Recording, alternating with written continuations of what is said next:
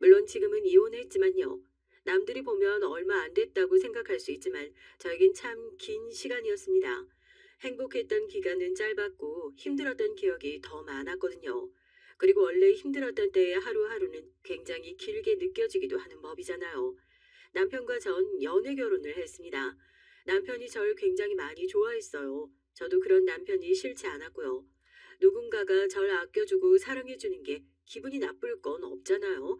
게다가 남편은 여러 가지 조건들이나 외형적인 부분에서 여태 제가 만나온 남자들 중에서 괜찮은 편이었기도 했고 말입니다.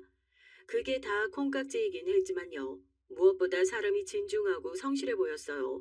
말도 함부로 하는 것 같지 않았고 또 남을 굉장히 많이 배려한다고 느껴졌거든요. 전 배려심이 있고 예의가 바른 사람이 이상형이었기 때문에 남편은 그 조건에 부합하는 사람이었습니다. 그래서 연애를 했고 결혼을 했어요. 그래서 남편이 좋은 사람일 거라 확신이 강했습니다. 남편은 흔히들 얘기하는 대기업을 다니는 사람이었어요. 대학을 이름만 얘기하면 다 아는 명문대를 나온 건 아니었지만 운이 좋은 케이스였죠. 그래서 늘 회사에서 자기가 제일 학벌이 좋지 않다고 얘기하면서 이렇게 말하곤 했습니다. 난 정말 운이 좋은 것 같아. 대학을 그런 곳을 나왔어도 이렇게 좋은 직장을 다녔잖아. 라고 말이죠. 그것도 제가 남편을 좋게 본 요소 중에 하나였고요. 그런 부분에 있어서 열등감을 느끼지 않고 자신은 운이 좋고 동료들이 다 똑똑한 점이 많은 사람이라 배울 점도 많고 열심히 하게 된다고 하는 것이 말입니다. 왜 생각 자체가 건강한 사람들 있잖아요. 남편이 딱 그래 보였어요. 물론 지금은 아니라는 걸 누구보다 잘 알아서 그때 남편을 그렇게 생각했다는 걸 떠올릴 때마다 어이가 없어서 웃음이 나오지만요. 그에 반해 전 학벌은 남편보다 좋기는 했지만 다니는 직장은 남편보다 좋지 않았습니다. 나름대로 탄탄한 중견기업에 다니곤 있었지만 굳이 남편과 비교를 하자면 그랬어요. 그래서 전 제가 남편보다 낫다는 생각을 해본 적이 없습니다. 과거에 무슨 대학을 나왔든 공부를 얼마나 잘하고 열심히 했든 그것보다 현재 무슨 일을 하고 있는지가 더 중요한 법이잖아요. 그래서 전 남편이 제게 열등감 같은 걸 느끼고 있다는 걸 전혀 몰랐습니다. 지금은 본인이 더 잘 나갔으니까요. 물론 조금 이상하다 싶었던 점이 아예 없었던 건 아니에요. 한 번은 이런 대화를 나눴던 적이 있습니다.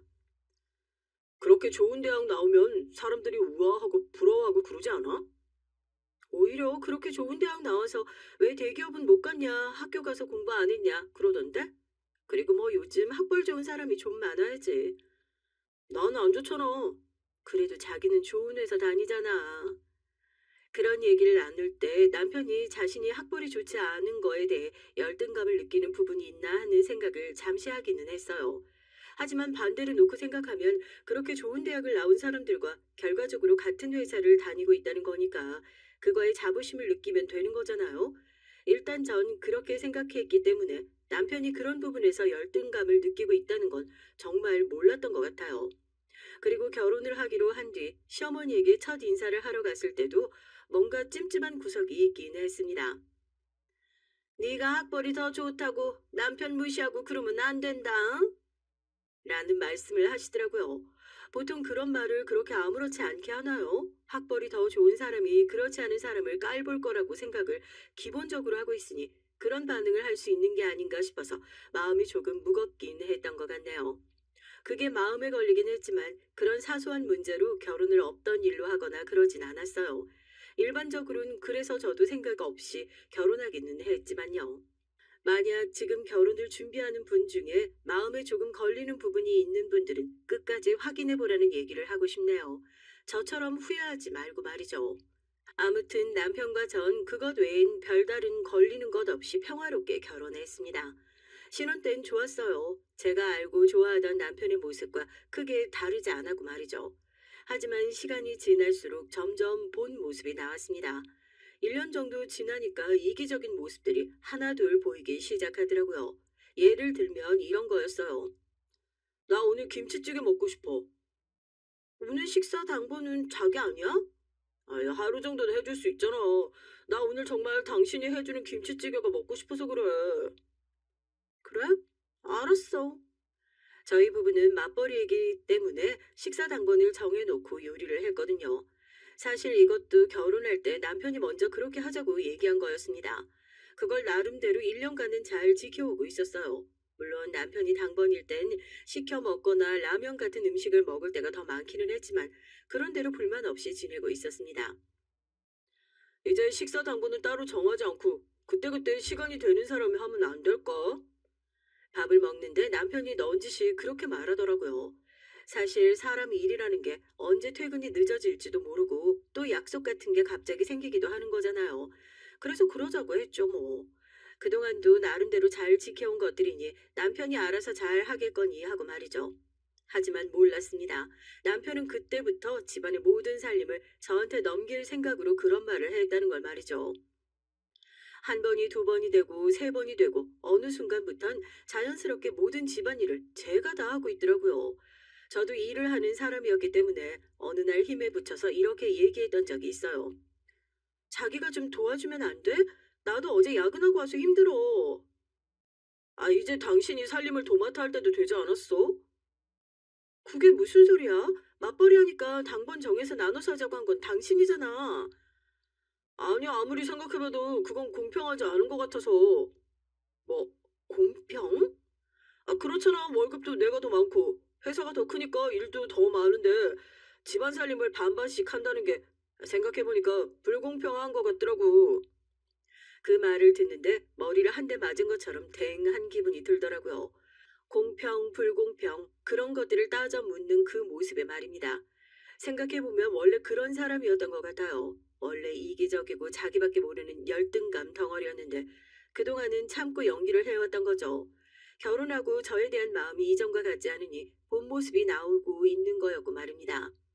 그 뒤로 그런 문제로 몇 번의 다툼이 더 있었지만 결과적으로는 남편이 모든 것을 본인이 원하는 대로 이뤄냈어요. 살림은 완전히 제 소관이 되어 있었습니다. 어느 날 시어머니가 이러더라고요. 그래, 진작에 이렇게 했어야지. 뭐 말도 안 되는 그런 짓거리를 해서는 속을 썩여. 세상 어느 집에서 그렇게 딱 반반을 하니? 반반이 아니라 이젠 제가 아예 다 하고 있는데요. 어머머, 지금 너 나한테 말 대답하는 거야? 그래서 뭐 기분이 나빠? 아, 여자가 살림하는 게 당연한 거지. 뭐 그걸로 그렇게 꽁에 있어.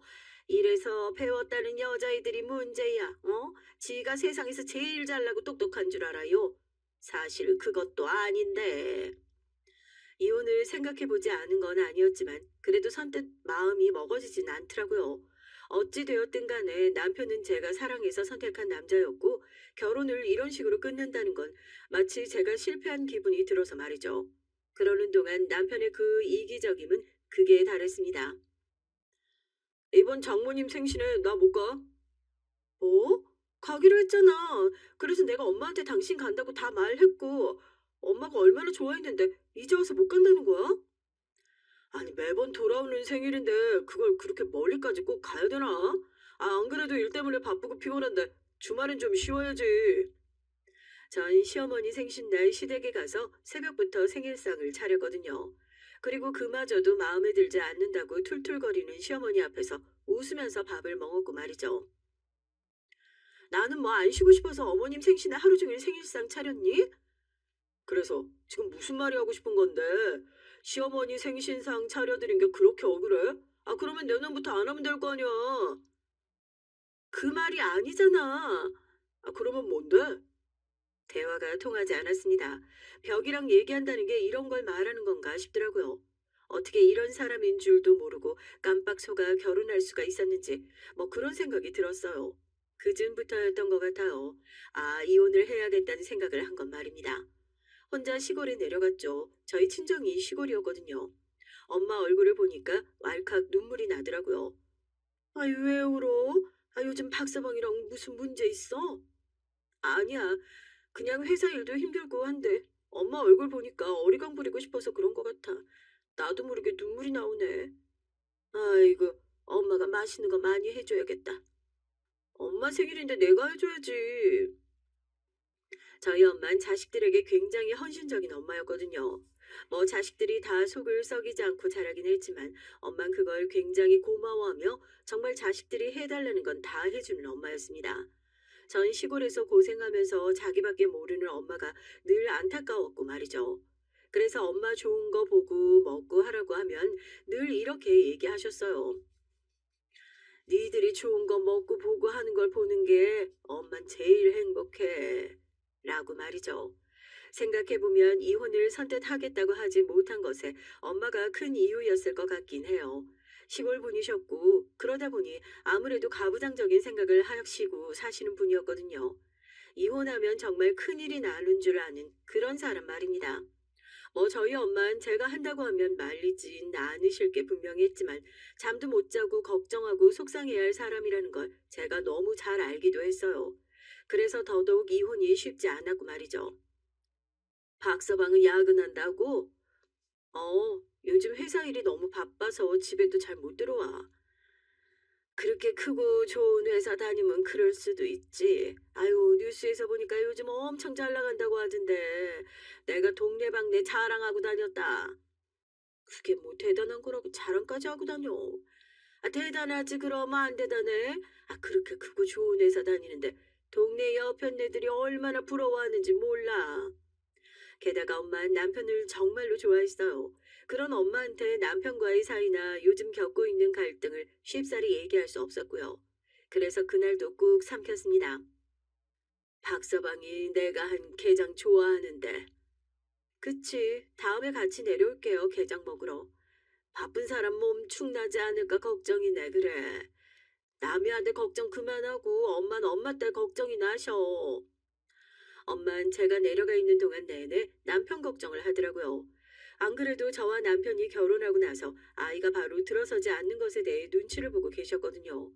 원래 딸 가진 어머니들이 다 그렇잖아요. 잘못한 것도 없는데 먼저 눈치 보고 괜히 죄스러워하고 그런 건 말입니다. 저희 엄마가 딱 그랬어요.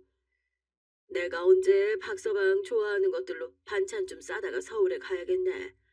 그럴 필요 없어. 힘들 텐데 그러지 마. 아, 매일 하는 일인데 뭐가 힘들어? 아, 이참에 나도 서울 구경 좀 할란다. 그렇게 말하는 엄마를 더 이상 말릴 수 없는 노릇이었어요. 그래서 그냥 아무 말도 하지 않았습니다. 언제가 될지 모르는 일이기도 했고 말이죠. 그런데 엄마는 정말로 얼마 지나지 않아 서울에 반찬을 바리바리해서는 싸서 들고 오신 겁니다. 저에게 말도 하지 않으시고 말이죠. 아니 엄마 얘기를 하지. 그러면 정류장에 모시러 갔을 텐데. 아이고 일하는 애 귀찮게 뭐하러 그래. 그냥 이것만 주고 갈 건데. 무슨 소리야. 서울까지 왔으면 딸내에서 하루는 자고 가야지. 아이고 괜히 니들 불편해서 그러기 싫다. 안 불편해. 이대로 엄마가 가면 내 마음이 편하겠어? 그게 더 불편해. 그렇게 얘기를 하며 엄마를 붙잡아 뒀어요. 남편도 뭐 설마 엄마가 있는데 티를 낼까 싶었기 때문에 그냥 그래도 된다고 생각했습니다. 하지만 퇴근한 남편이 엄마를 보고서는 표정 관리가 안 되더라고요. 장모님 언제 오셨어요? 엄마가 당신 좋아하는 게장이랑 반찬 싸들고 오셨어. 저번에 내려갔을 때 당신 바빠서 정신없다고 했더니 이렇게 싸서 들고 오셨네. 아, 아유, 안 그러셔도 되는데 먼 길 고생 많으셨겠네요. 왜 말을 그렇게 해도 표정은 전혀 그렇지 않은 거 뭔지 아시나요? 남편은 딱 봐도 엄마가 온 게 불편한 얼굴이었습니다. 지엄만 아무 때나 와서 아무 때나 자고 가도 아무 말 안 하면서 말이죠. 순간적으로 뒷골이 확 땡겼지만 엄마 앞이라서 웃으면서 넘겼죠. 그리고 뒤로 남편을 데리고 와 말했습니다. 그렇게 싫은 티를 꼭 내야겠어? 내가 언제 어머니 앞에서 싫은 티를 내? 갑작스러워서 그렇지. 아, 나도 놀라서. 아무리 놀라도 그렇지. 엄마 앞에서 그런 표정 지어야 되냐고. 당신 먹으라고 반찬까지 해가지고 멀리서 온 양반한테. 아, 내가 언제 해달래? 소리 안 죽여? 너 진짜 나랑 그만 살 거야? 제가 정말 화가 나서 그렇게 얘기를 했더니 남편은 입을 다물긴 하더군요. 하지만 엄마가 있는 내내 입술이 뚱 하고 나와서는 세상 불편한 티라는 티는 다 냈습니다. 당장이라도 얼굴에 먹고 있는 국물을 다 쏟아붓고 싶다는 생각이 들 정도였다니까요. 아이고 내가 괜히 니들 불편하게 갑자기 왔나 보다. 아니야. 저 사람이 요즘 나한테도 저래. 회사 일이 워낙 바쁘니까. 아이고 그래도 부부끼리 그러면 쓰나. 너희 둘은 잘 지내야지. 그 와중에도 저와 남편이 혹여 잘못 지낼까 걱정하는 엄마한테 그러지 말라고 몇 번이나 얘기를 한 뒤 터미널까지 모셔다 드렸습니다. 끝까지 배웅해드린다는 말도 하지 않고 안방에 처 누워있는 그 남편이라는 놈의 머리채를 붙들고 오고 싶었지만 참았죠.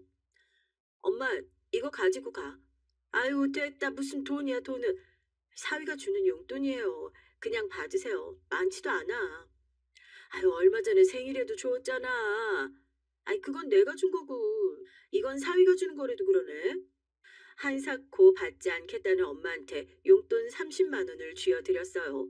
왔다 갔다 차비에 반찬들 만드는 재료비까지 그것도 모자라 싶어서 더 드릴까 하다가 그러면 받지 않으실 것 같아서 딱 그 정도만 드린 거였습니다. 그리고 사위가 줬다고 하면 기분이 조금 나아지실 것 같아서 그렇게 거짓말한 거고요. 어쩔 수 없다는 듯 받아들고 다시 집으로 내려가던 엄마의 뒷모습이 계속 눈에 밟혀서 집으로 오는 내내 마음이 너무 아팠어요. 그런데 집에 들어가니 소파에 드러 누워 있는 남편의 모습이 보였습니다. 순간적으로 화가 머리끝까지 확 하고 치밀어 오르더라고요. 그래서 남편에게 한마디 했죠. 좋냐? 라고 말이죠. 그 말에 남편이 절 빤히 보더군요. 좋냐고! 싫을 건 또 뭐야. 아침에 다른 사람 있으면 당연히 불편한 거지. 내가 말했지. 평일에 일 바쁘니까 주말에 난 정말 쉬는 것처럼 쉬고 싶다고.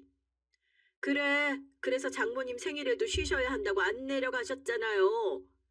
제가 비꼬는 말투로 얘기를 했어요. 그랬더니 남편도 순간적으로 화가 난 것 같더라고요. 다시 생각해도 어이가 없는 부분입니다. 지가 뭘 잘한 게 있다고 화를 내긴 화를 내요. 적반하장도 유분수지. 야, 나는 남자고 넌 여자잖아. 그게 뭐 여자 낳아준 부모가 뭐 다르기라도 해? 결혼했으면 너도 결혼한 여자의 본분을 지켜. 결혼한 여자의 본분이 뭔데?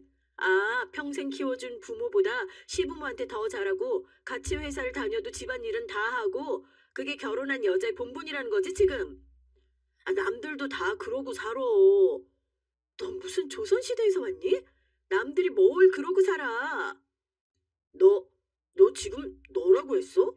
그래, 어쩔 건데? 말싸움을 하다 보니 감정이 격앙되더라고요. 그리고 점차 더 화가 치밀어 올랐습니다. 그래서 순간적으로 더 가면 위험하겠다 하는 생각이 들었던 것 같아요. 이제 여기서 멈춰야지 아니면 끝장을 보겠다 뭐 그런 생각 말입니다. 그래서 전 심호흡을 하고 한번 참았어요. 하지만 그런 절 남편은 더 건드렸습니다. 어쩌면 인간이 그렇게도 눈치가 없는 건지 지금 생각해도 어이가 없을 지경이라니까요. 그래서 잘 내려가셨으면 된 거 아니야? 그게 뭐가 대단한 일이라고 이렇게 유난을 떨어. 그리고 장모님도 그래. 연락 없이 그렇게 오시는 건 아니지. 아무리 자기 자식 집이라고 해도. 네 엄마는 연락하고 오는 줄 알아? 뭐? 너 지금 니라고 했어? 너 말 자꾸 그렇게 할 거야. 둘 다 마주보고 씩씩거리기 시작했어요. 남편도 저도 많이 흥분한 상태였거든요. 전 이를 악물고 이렇게 말했습니다. 나중에 엄마한테 전화나 한번 해. 너무 피곤해서 그랬다고 죄송하다고. 그리고 내가 30만 원 드렸는데 그거 당신이 챙겨준 거라고 했으니까 그렇게 알고 있고. 말이 맞아야 하는 거잖아요. 그래서 엄마한테 30만 원을 줬다는 얘기를 했습니다. 그런데 순간적으로 남편의 눈빛이 확 변하는 게 느껴졌어요. 말투도 바뀌더라고요. 30만 원을 드렸어?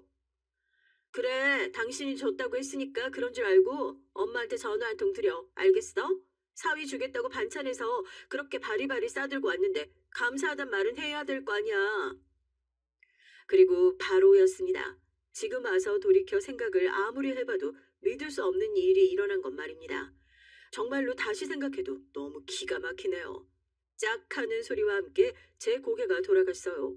남편이 저에게 저벅저벅 다가와 제 뺨을 내리친 겁니다. 왜 사람이 너무 놀라면 지금 무슨 일이 일어나고 있는지 바로 자각을 하지 못하잖아요. 그런 경험 있으신 분들 있으실 겁니다. 그때 제가 딱 그랬어요. 아니, 지금 이게 무슨...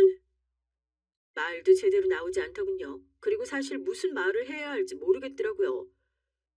네 애미한테 30만 원을 썼어? 그렇게 많이 줬다는 말이야 지금? 제가 지금 듣고 있는 소리가 무슨 소린지 하는 생각이 들었습니다. 분명 한국말인데 무슨 말을 하는 건지 못 알아듣겠더군요. 그래서 제가 멍하니 남편을 바라봤어요. 남편은 계속해서 말도 안 되는 소리를 해댔습니다. 정말 미친 인간 같았어요. 네 엄마가 대체한 게 뭐가 있다고 30만 원씩 줘? 어? 넌 돈이 아주 그냥 썩어나지? 어? 이게 진짜 오냐오냐 해주니까 정신을 못 차리고. 전 그대로 남편에게 다가가 남편이 저에게 했던 행동을 그대로 되갚아 줬습니다. 네, 저도 남편의 뺨을 내리쳤죠. 그것도 온몸에 힘을 실어서 아주 세게 말이죠. 저에게 뺨을 맞은 남편도 저처럼 순간적으로 지금 무슨 일이 일어난 건지 생각하는 듯 멍하더군요. 본인이 그렇게 저를 쳐놓고 본인이 맞을 수도 있다는 생각은 왜 못한 걸까요? 등신도 아니고 말이에요. 너 지금 나 쳤어? 미쳤어? 돌았어? 제정신이야? 그래, 너 쳤다. 그러는 넌 돌아서 미쳐서 나를 쳤니? 어? 이게 진짜 죽으려고. 그래, 어디 죽여봐 이 개자식아. 넌 지금 네 장모가 시골에서 네가 좋아한다는 반찬 바리바리 쌓아서 들고 온 거 고맙지도 않지? 그리고 거기에 네 돈도 아니고 내가 번 돈 내 돈으로 용돈 드렸다는데 그게 그렇게 아깝니? 어? 내가 네 돈 뺏어서 줬냐고. 아니, 지 돈을 주었다고 해도 그래요. 고작 30만 원이었습니다. 300도 아니고 30이요. 그런데 그거에 저렇게 울컥해서 뒤집힌 게 진짜 너무 개자식 같아서 말도 화가 나다 못해 정말로 어이가 없었습니다. 넌 네 남편이 한 말을 어디로 듣는 거야? 결혼했으면 출가 외인이라고. 네 돈 내 돈이 어딨어.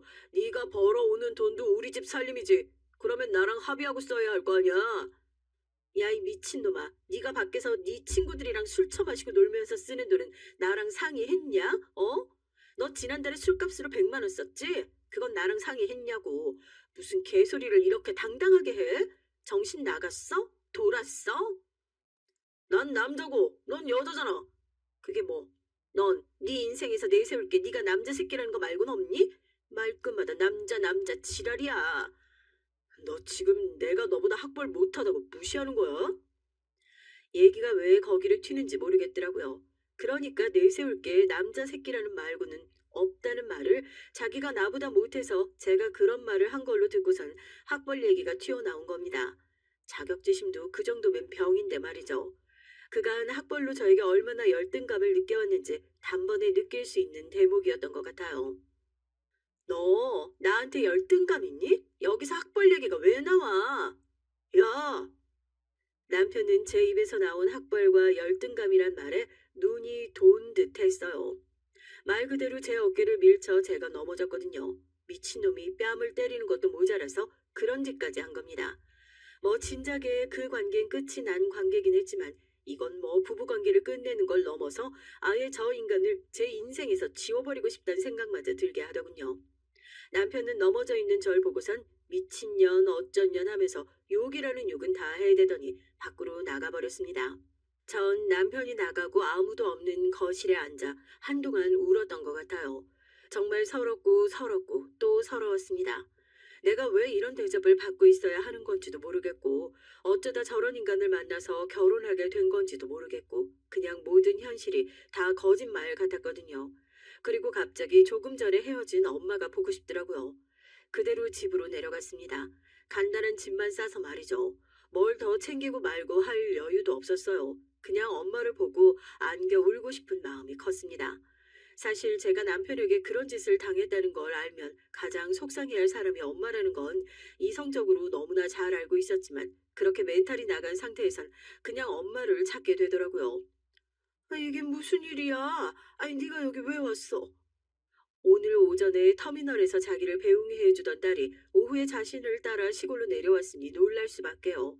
전 그런 엄마에게 다른 설명은 아무것도 하지 않고 그냥 냅다 안겨 울었습니다. 아, 왜 그래? 너 무슨 일 있어? 어디 아파? 엄만 철렁한 얼굴로 저를 토닥이며 그렇게 물었어요. 엄마가 얼마나 놀랐을까 지금 와서 돌이켜 생각해보면 죄스러운 마음이 들긴 해요. 다짜고짜 찾아와서 안겨오는 딸을 보며 수천 수만 가지의 생각을 하셨을 테니까요. 나 이혼할래. 그 개자식이랑 못 살겠어, 엄마. 미안해. 아이고, 엄만 다 괜찮으니까 천천히 얘기해봐. 엄마한테 네가 왜 미안해?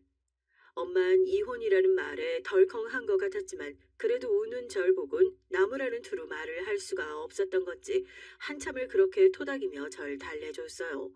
그리고 시간이 조금 지나서 전 진정이 됐고 엄마에게 그간 있었던 일들을 털어놓기 시작했습니다.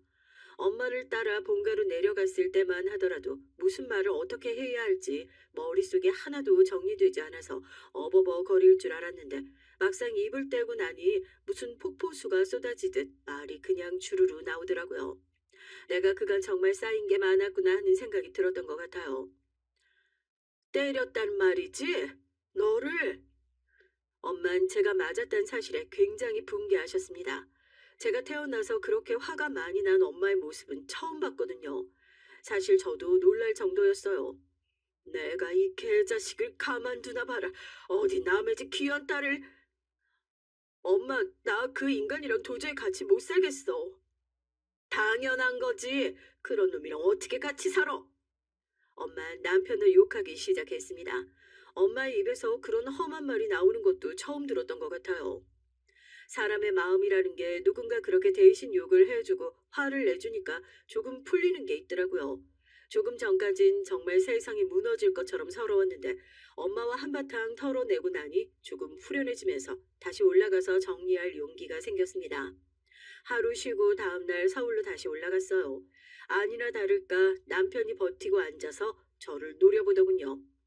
너 돌았지? 어딜 감히 외박이야? 그런 남편을 보고 있는데 그냥 대꾸하고 싶지 않아서 그대로 안방으로 들어갔습니다. 짐을 챙겨 나올 심산으로 말이죠. 그런데 남편이 안방으로 따라 들어왔어요. 대답 안 해? 어디 갔다 왔어? 내가 어딜 다녀오든 말든 그런 것까지 너한테 보고를 해야 돼? 네가 정말 미쳤구나. 어? 외박하고 들어왔는데 어딜 다녀왔는지 말을 안 해? 너랑 같이 안 살 건데 그게 무슨 상관이냐고. 순간 남편이 멈칫하더군요. 제가 한 말이 무슨 뜻인지 다 알아들은 사람의 얼굴이었어요. 인상을 찌푸리고서 되묻더라고요. 너 지금 그거 설마 나랑 이혼하겠단 말이야? 그러면 내가 그 꼴을 당하고도 너랑 계속 같이 살 줄 알았니? 내가 미쳤니? 전 정말 의외였던 게 남편이 제가 이혼을 하자는 말에 놀랐다는 점이었습니다. 본인이 그런 짓을 해놓고선 말이죠. 전 처음에 제 뺨을 올려붙일 때 이 사람도 그냥 다 끝이라고 생각하고 막 나가는구나 하고 생각했었거든요. 하지만 그게 아니었던 거예요. 본인은 제 기강을 잡으려고 한 행동인 겁니다. 진짜 웃기지도 않아요. 무슨 같이 사는 아내 기강을 때리는 걸로 잡겠다는 건지 미친놈이 따로 없다니까요. 이게 다 무슨 소리냐? 남편과 한참 그런 대화를 나누고 있는데 시어머니가 안방문을 열고 들어왔어요. 저랑 남편이 안방에서 언성을 높이며 싸우던 중이라 들어오는 소리를 못 들은 거였죠. 아니 이거 보세요. 시어머니는 연락도 없이 그냥 비밀번호를 누르고 들어온다니까요. 그런데 우리 엄마가 연락 없이 찾아왔다고 그렇게 기분 나쁜 티를 팍팍 내고 말입니다. 다시 생각하니 다시 화가 나는 것 같네요. 저 이제 어머님 아들이랑 안 살려고요. 이혼할 겁니다. 그니까 왜 네가 뭔데 우리 아들이랑 안 산다고 그래? 우리 아들이 대체 뭘 잘못했다고? 이렇게 만점짜리 남편이 또 어디 있니? 만점이요? 만점인 인간이 장모님이 집으로 반찬 해들고 찾아왔다고 장모님 앞에서 싫은 티를 내서 장모가 눈치 보게 만들고 그것도 모자라서 딸내미가 엄마 고생했다고 용돈 30만 원 쥐어드린 게 화가 나서 부인 뺨을 때리는 게 만점이에요? 어디가 만점인데요? 다다다다 쏘아 붙였습니다. 시어머니는 그 내용보다도 제가 격앙된 모습으로 그렇게 얘기를 하는 거에 더 놀라시는 듯 보였어요. 내용은 아무런 문제가 없다는 듯 이렇게 대답했으니까요. 그건 네가 잘못했고 너희 엄마가 잘못한 게 맞네. 뭐라고요? 아, 왜 연락도 없이 찾아오셔서 사람을 불편하게 만들기를. 주말에 쉬는 애를 제대로 쉬지도 못하게. 그리고 너도 용돈을 드릴 거면 사전에 상의를 했으면 좋았잖아. 기가 막히더라고요. 어머님은 왜 연락 안 오고 오시는데요? 저도 불편해요. 저도 엄청나게 불편하니까 당장 나가주세요. 너, 지금 뭐라고 했니? 저는 뭐 편해서 어머님이 이러고 아무 연락 없이 찾아오는 거, 벨도 안 누르고 비밀번호 누르고 들어오는 거 아무 말 안 했는 줄 아세요? 저도 불편하고 싫어요. 하지만 참는 거잖아요. 근데 이 인간은 왜 그런 노력도 안 하냐고요. 이건 기본적인 예의와 배려의 문제죠. 전 이런 기본도 안 되어 있는 인간이랑 못 삽니다. 그리고 지 화난다고 마누라 때리는 인간 말종 새끼랑 더더욱요. 너 지금 말 다 했니? 이게 어디서 시어머니한테. 당장 어머니한테 사과 안 해? 둘이 함께 절 향해 그렇게 얘기하는데 너무 어이가 없어서 웃음이 다 나올 뻔했습니다. 덜했다. 난 너랑 이제 안 살 건데. 그리고 내가 잘못한 것도 없는데 사과를 왜 해? 아까 한 말 못 들었어? 나 너랑 이혼할 거라고. 이젠 남남 될 거라고. 이 인연이 정말로 미쳤나? 시어머니는 그렇게 소리를 지르며 제 뺨을 다시 한번 올려 붙였어요. 그리고 그때였습니다. 이 미친 것들이 쌍으로 약을 처먹었나? 전 엄마가 저를 따라 올라온 줄도 몰랐거든요. 그런데 따라왔더라고요. 그러고는 시어머니와 남편이 저에게 막말하는 걸 다 듣고 목격을 하신 겁니다. 전 그 점이 아직도 마음이 매우 아픈 것 같아요. 그리고 엄만 그냥 올라온 게 아니었어요. 뭔가를 두 사람에게 던졌습니다. 그건 바로 엄마가 전날 싸가지고 왔던 반찬들이었어요. 그걸 그대로 그 두 사람을 향해 던진 거였죠. 내가 저 버러지 같은 새끼 주겠다고 공을 들여 새벽부터 반찬을 처했네. 내가 등신이지. 내가 등신이야. 라고 말하면서 던지는 엄마가 울고 있었습니다. 그 광경을 보고 있는데 정말 현실감이 없다는 게 이런 걸 두고 하는 말이구나 하는 생각이 들더라고요. 제가 무슨 드라마 속에 들어와 있는 기분이었다니까요. 왜 예전에 아침 드라마에서 김치로 사위 귀싸대기 때리는 장면을 본 적이 있거든요. 제 남편은 저희 엄마한테 게장으로 귀싸대기를 맞은 겁니다. 지금 생각하니까 웃음이 나오긴 하네요. 당시엔 웃기지도 않았어요. 이 할망구가 노망이 났나? 뭐라고요? 지금 말 다 했어요? 그 애미의 그 딸년이라니까 집안이 난리가 나지. 뭐라고? 지금 우리 딸 욕했어? 순간 엄마가 시어머니의 머리채를 쥐었습니다. 시어머니가 순식간에 휘청거렸고요. 그도 그럴 것이 시어머니는 도시에서 직장을 다니고 살림을 한 사람이었고 저희 엄마는 시골에서 농사를 하고 시집살이를 했던 사람이었거든요. 힘으로 밀고 나가면 솔직히 젊은 저도 이길 자신이 없는 게 바로 우리 엄마였습니다. 아이고 이거 안 놔. 이 여편 내가 정말. 지금 뭐 하시는 겁니까? 당장 놓으세요. 너 우리 엄마 건들기만 해봐. 내 손에 뒤지는 거야. 왜 그런 말 있죠? 6.25 때 난리는 난리도 아니라는 말 말입니다. 그때 상황이 정말로 딱 그랬던 것 같아요. 지금 사연을 쓰고 있는 저도 그때를 다시 떠올리니 갑자기 머리가 아파져 오네요. 귀에서 시어머니의 소리가 들리는 것 같기도 하고 말이죠. 그렇게 한참을 엄마는 시어머니의 머리채를 잡고 놓아주지 않고 있다가 결국엔 남편이 힘으로 떼어놓게 됐어요. 엄마의 손에는 시어머니의 머리카락이 한 움큼이었고 그걸 보인 시어머니가 자기 머리를 감싸주며 그 와중에도 이런 말을 하더군요. 안 그래도 머리숱 없는데 이 미친 아줌마가 내 머리 어쩔 거야. 어쩌기는 뭘 어째.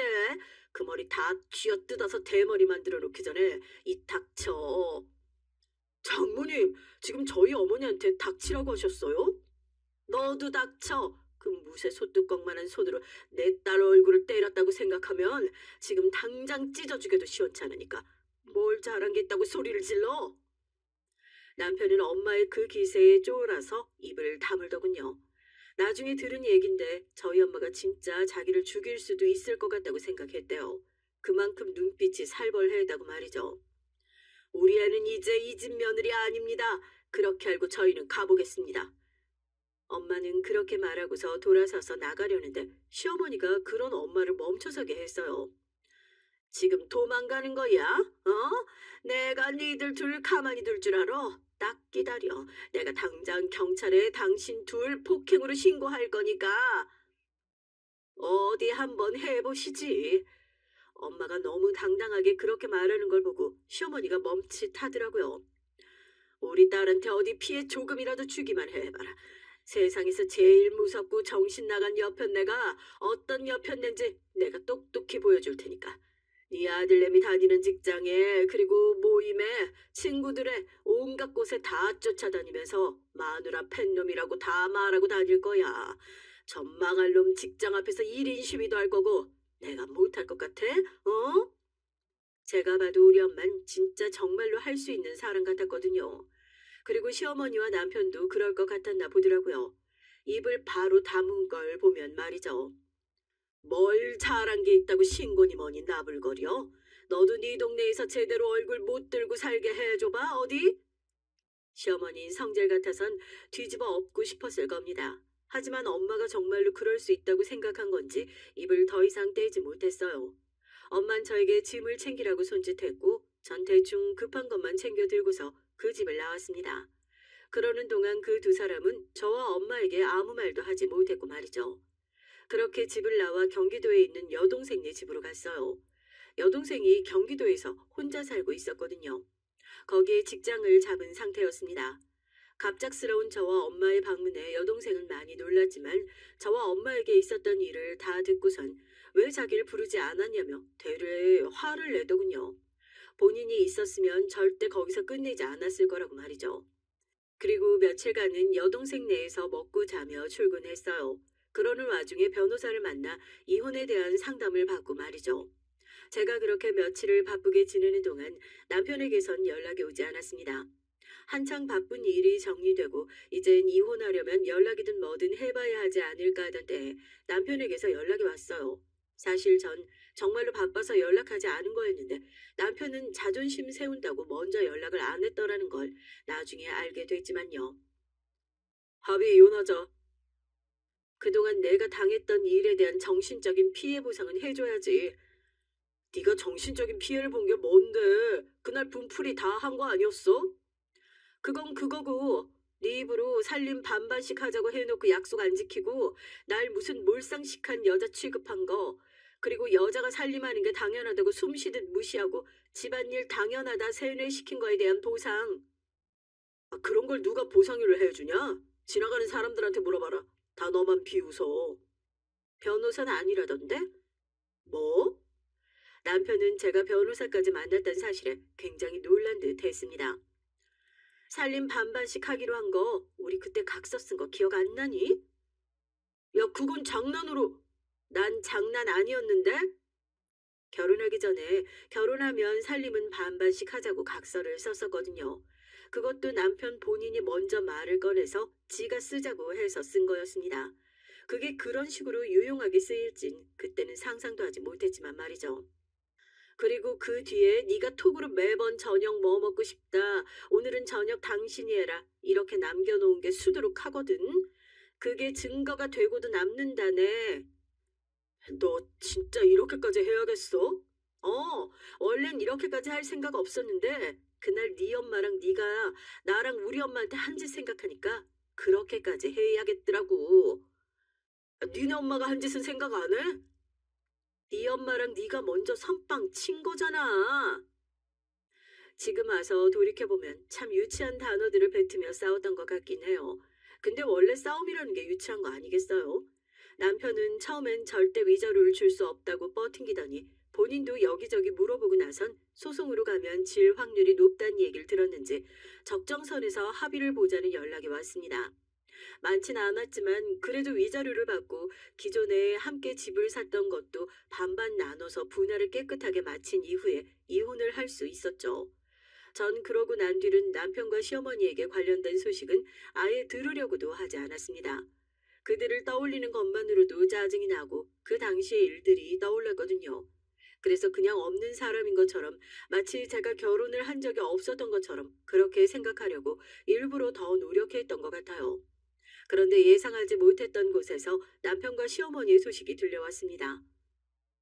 이 인간들이 누구 신세를 또 망치려고? 엄만 저처럼 소식을 끊고 사시는 게 아니었나 보더라고요.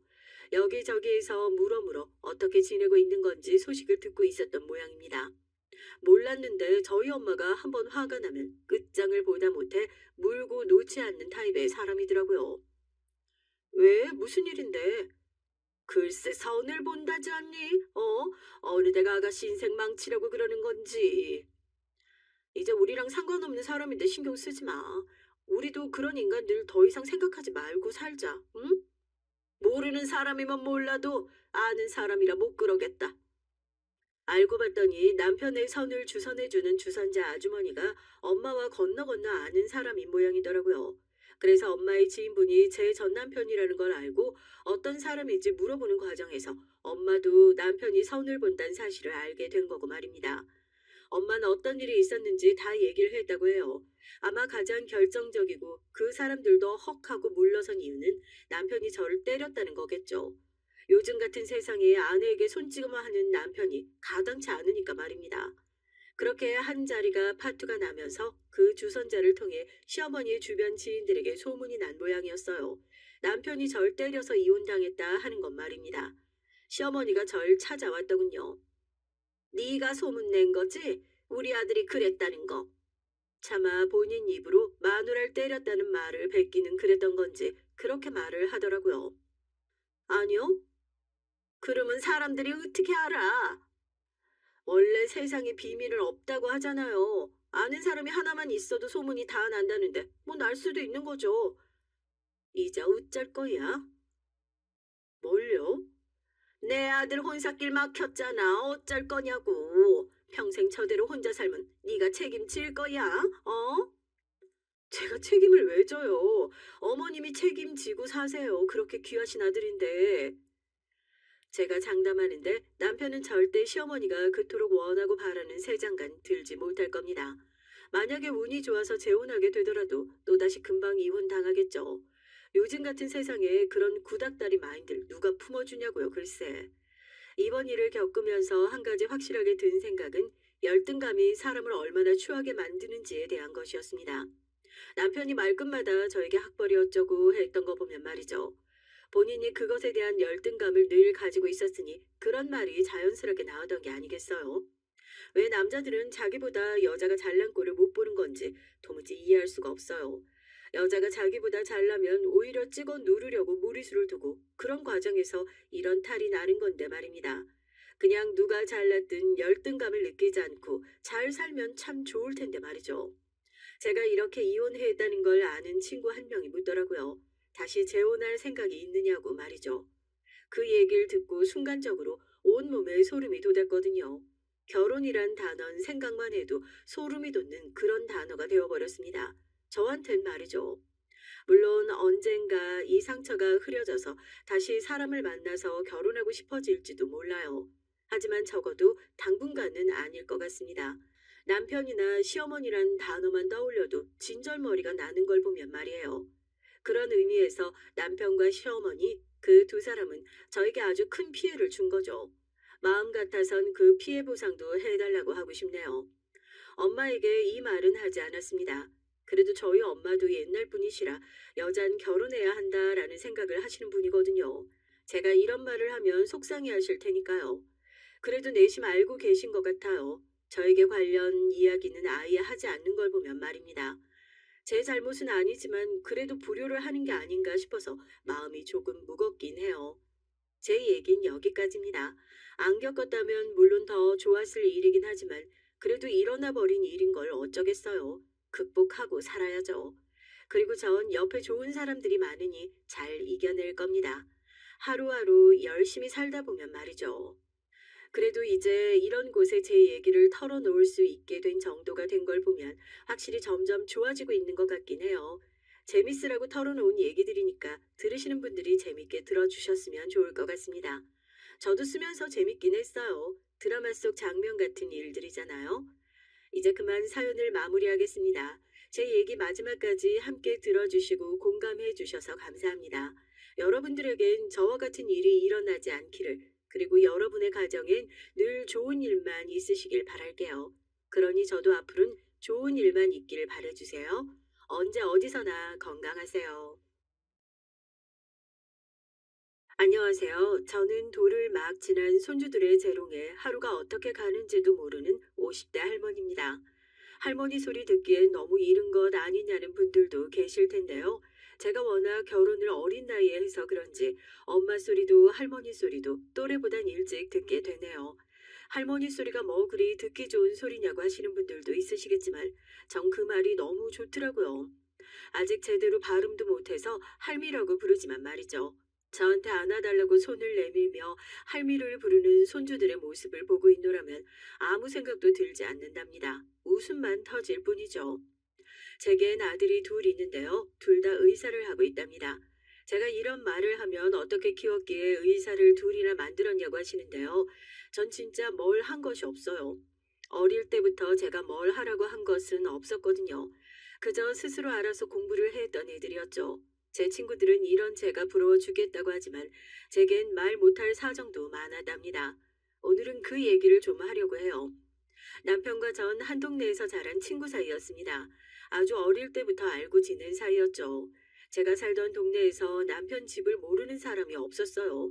동네에서 제일 큰 집이기도 했지만 시아버지께서 군인이셨기 때문에 더욱 유명한 집이었죠.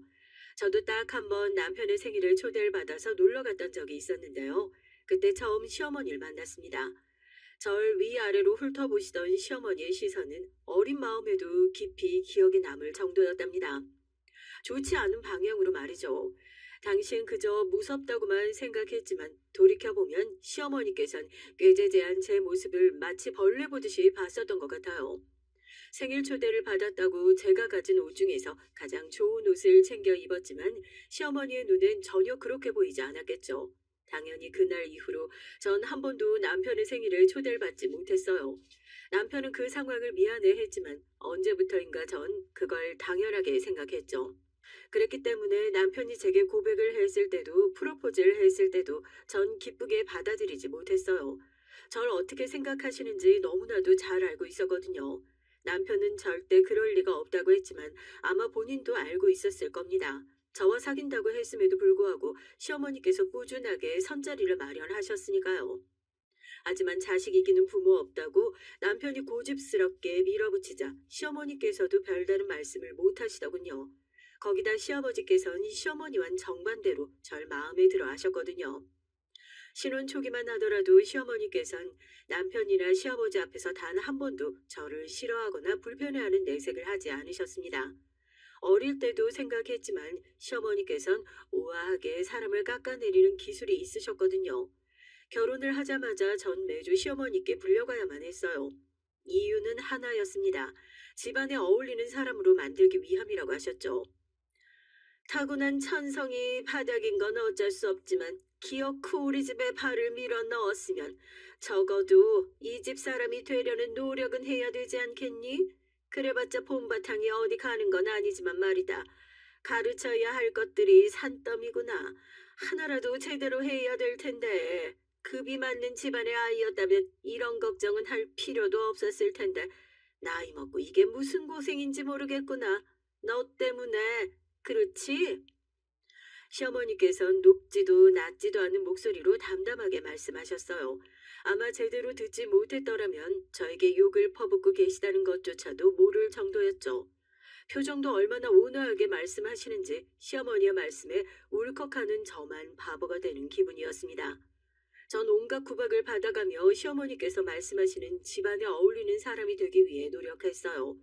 물론 남편에겐 아무 말 하지 않았고요. 제 속에 저도 모르는 자격지심이 있었던 것 같네요. 지금 생각해보면 그때 왜 그렇게 고분고분하게 굴었을까 후회가 돼요. 그저 시어머니께서 넌 부족하다, 너 같은 모자란 앤 처음이다, 이런 것도 제대로 못하면 지금까지 숨은 왜 쉬고 있느냐 등의 말을 들으면서 그 순간엔 울컥하다가도 이내 참고 묵묵히 시키는 대로 했었거든요. 참 바보 같죠? 이런 것이 가스라이팅이 아닐까 싶어요. 머리론 반박하고 싶었지만 이상하게 시어머니의 담담한 태도를 보면 정말 제가 그런 것은 아닐까 생각이 들었거든요. 아마 듣고 계시는 분들이 가슴을 치시며 고구마를 100만 개 먹은 것 같다고 하실 수도 있겠네요. 저도 제가 왜 그렇게 바보 같았는지 모르겠어요. 이런 저의 행동은 남편이 눈치채면서 그만두게 됐습니다. 정말 우연이었죠. 다도를 배우러 간다는 제 말에 남편이 절 데리러 왔거든요. 평일엔 군부대 안에 있는 어린이집에서 일을 하고 주말이면 시어머니와 외출을 하는 아내가 궁금했던 모양이었습니다. 그리고 오랜만에 데이트를 하려는 계획도 있었다고 하더라고요. 그날도 어김없이 다도를 가르치시며 시어머니께선 온화하고 평온한 목소리로 말씀하셨습니다. 너는 도대체 머리는 왜 달고 다니는 거니? 몇 번째 설명을 해줘도 손을 그렇게밖에 할 수가 없어? 천박하게 어떻게 하면 그런 식으로 움직일 수가 있는 거니? 다시 할게요, 엄니. 다시 한다고 달라질까? 너같이 미련하고 머리 나쁜 앤 처음이구나. 지나가던 개를 잡아와서 가르쳐도 너보다는 낫겠다.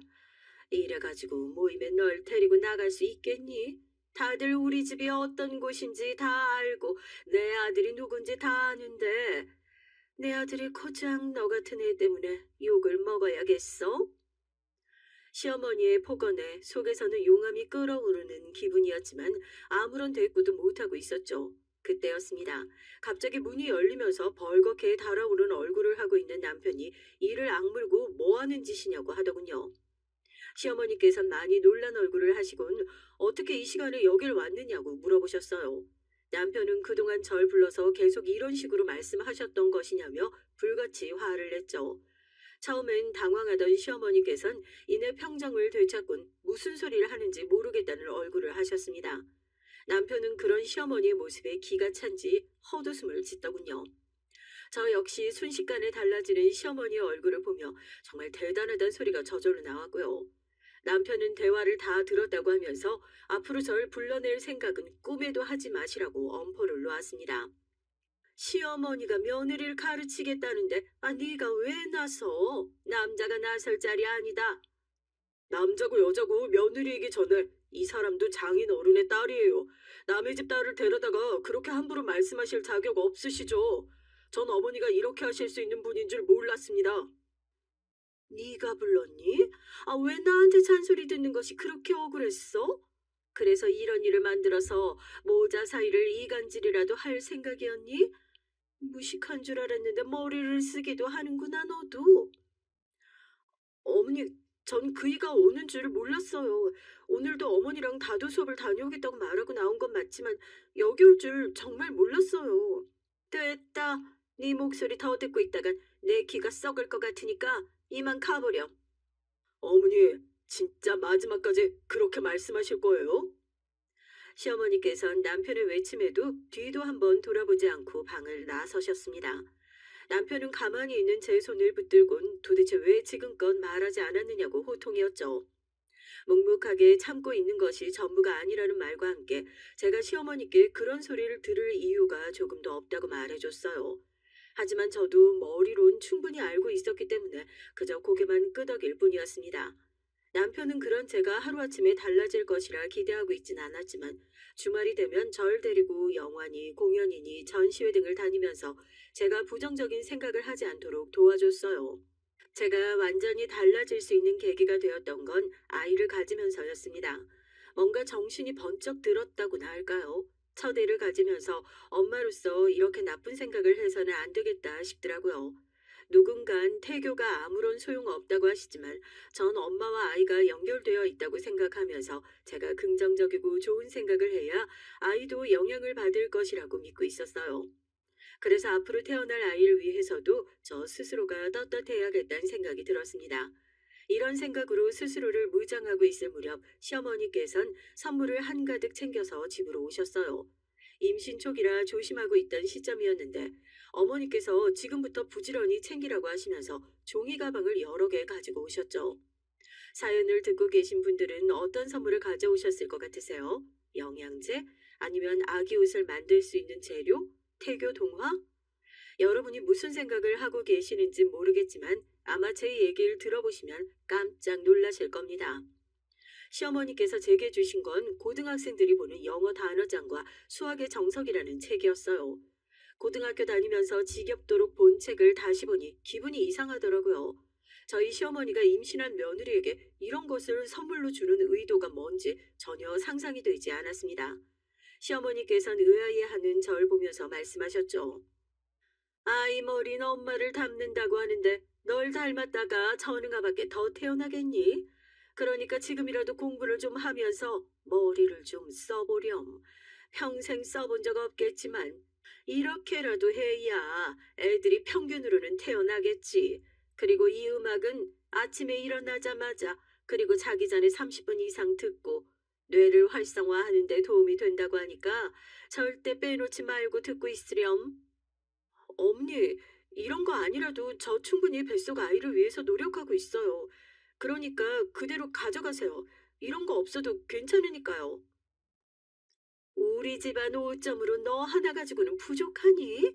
기어코 네 자식들까지 우리 집안 쓰레기로 만들어야겠어? 아직 태어나지도 않은 아이예요. 그렇게 함부로 말씀하시면 안 되죠. 앞으로 사람 일이 어떻게 될지 알고요. 어머니께서는 어떻게 자기 손주에게 그런 말씀을 하실 수 있으세요? 어머님께서 그렇게 버러지 취급하는 일반 가정집에서도 아이 귀한 줄 알고 말을 하나 하더라도 신중하게 한답니다. 제 말이 끝나기 무섭게 시어머니께선 그럼 어디 두고 보자고 하시면서 자리를 박차고 일어나셨죠. 전 선물은 필요 없으니 가져가라고 말씀드렸지만 시어머니께선 들은 척도 하지 않으셨습니다. 전 시어머니께서 주신 선물들을 하나씩 가방에 다시 담았어요. 그러곤 그대로 입구에 두었죠. 퇴근하고 돌아온 남편에게 전 낮에 있었던 일을 말해주고는 꼴도 보고 싶지 않으니 시댁에 가져다 주라고 말했습니다. 남편은 뭐하러 돌려주느냐며 그냥 버리자고 하더라고요. 그리고 시어머니 앞에서 떳떳하게 얘기를 한 제게 잘했다고 칭찬을 했습니다. 저 역시도 신혼 때처럼 묵묵하게 있지 않고 시어머니께 하고 싶은 말을 했다는 것이 무척이나 생소하면서도 자신이 생겼답니다. 더 이상은 그 가스라이팅 속에 있지 않구나 싶더라고요. 세월은 정말 빠르게 흘러갔죠. 어느새 전 산딸이 되어 건강한 남자아이를 낳았습니다. 남편을 쏙 닮은 아들의 모습을 보고 있으니 괜히 눈물도 나고 신기하기도 하더라고요. 정말 제가 이 아이를 낳은 것이 맞는 것인가 싶은 생각마저 들었답니다. 제가 엄마가 됐다는 것이 실감나기 시작한 것은 집으로 돌아오면서부터였어요. 진짜 신생아 육아는 전쟁 그 자체더군요.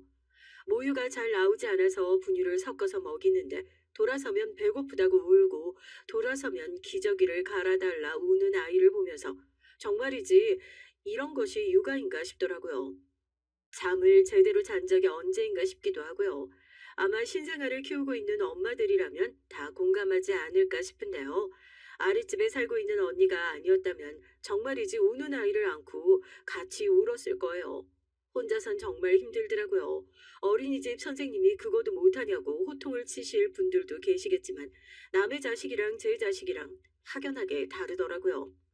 힘든 점도 많았지만 하루가 다르게 커가는 첫째를 보면서 언제부터인가 제발 좀 천천히 커줬으면 좋겠다는 생각이 들기 시작했습니다. 너무 빨리 크는 것 같더라고요. 시어머니께선 남편 판박이나 다름없는 첫째를 무척이나 예뻐하셨어요. 첫째가 3살이 막 지났을 무렵인가 시어머니께선 첫째를 데리고 가서 지능 검사를 해보라고 하시더라고요. 전 갑자기 그게 무슨 소린가 했죠. 영유아 발달 검사야 꾸준히 하고 있었거든요. 그래서 그게 무슨 말씀이시냐고 물었더니 정말이지 기절초풍할 대답을 하셨답니다. 다행히 외모는 우리 아들을 닮아서 멀쩡한데 혹시나 널 닮아서 머리가 나쁘면 큰일 아니니? 미리 공부를 시켜도 남들을 못 쫓아갈 텐데.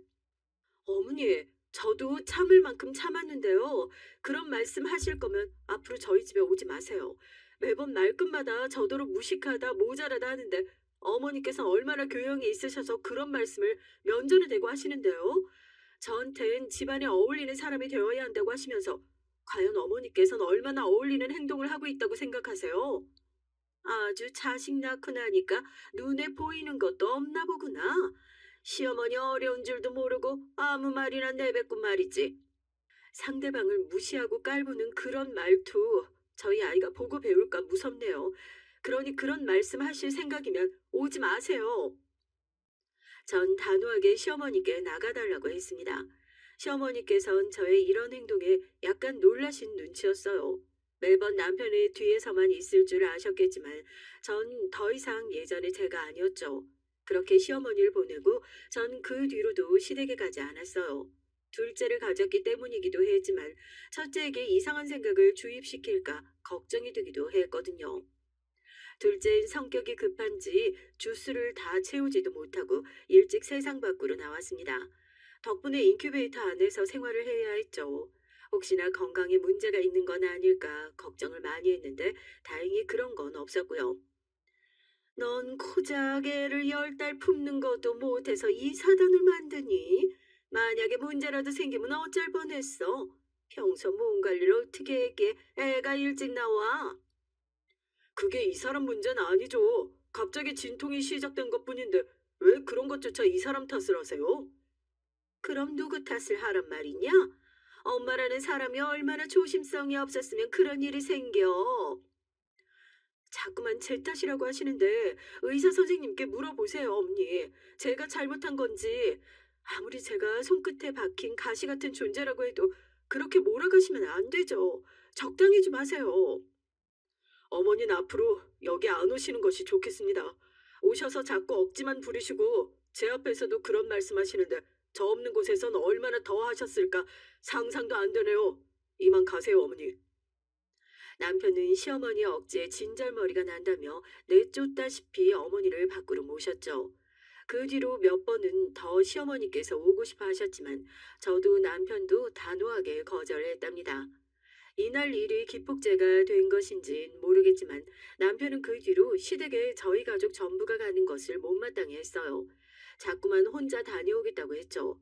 시댁에선 아이들이 보고 싶다는 말씀을 많이 하셨는데 남편은 특별한 기념일이 아니고서야 절대로 시댁에 가지 말라고 당부를 하더라고요. 아이들이 커가면서 전 아이들이 많은 경험을 하고 많은 것을 생각할 수 있으면 좋겠다 싶었습니다. 특히 토요일마다 도서관에서 하루를 보냈는데 그 시간을 제일 좋아하더라고요. 다른 아이들은 장난감에 만화만 보고 있다는데 기특했죠. 하지만 이런 저의 교육 방법이 시어머니의 눈엔 차지 않으셨어요.